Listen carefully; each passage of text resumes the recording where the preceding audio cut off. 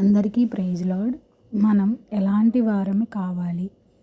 సొదొమ గొమొర్రా పట్టణమును నాశనం చేయబోతున్న లోతు నిమిత్తం దేవుని ఎదుట విజ్ఞాపన చేసిన అబ్రహాము వంటి వ్యక్తులం కావాలి. దేవునితో రాత్రంతా పెనుగులాడి ఆశీర్వాదం పొందుకున్న యాకోబు వంటి వ్యక్తులం కావాలి. మిరియాము తనని దూషించినప్పుడు ఆమెను స్వస్థపరిచిన ప్రార్థించే మోషే వంటి వ్యక్తులు కావాలి. అందరిచే తిరస్కరించబడినప్పటికీ దేవుడు తిరస్కరించడు అని నమ్మి తన సరిహద్దులను విశాలపరిచి ప్రార్థించిన యెఫ్తహు వంటి వ్యక్తులు కావాలి.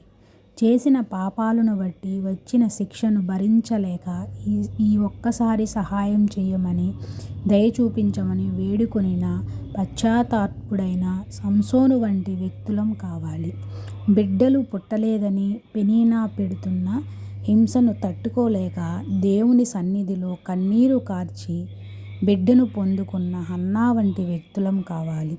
తమ ప్రజలు పాపము చేశారని దేవుని కోపాన్ని బలి అవుతున్నారేమో అని కన్నీటితో ఉపవాసముండి ప్రార్థించిన ఎజ్రా వంటి వ్యక్తులం కావాలి.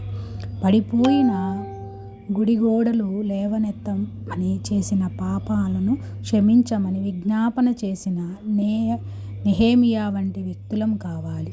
స్నేహితుల నిమిత్తం ప్రార్థించిన యోబు వంటి వ్యక్తులం కావాలి.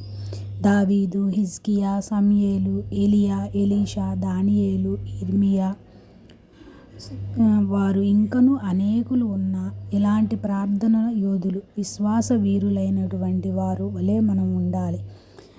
బద్దలైన బండ సందుల్లో నిలబడి కుటుంబం కోసం, సంఘం కోసం, సమాజం కోసం, దేశం కోసం ప్రార్థించే వారిగా మనం ఉండాలని దేవుడు ఆశపడుతున్నారు.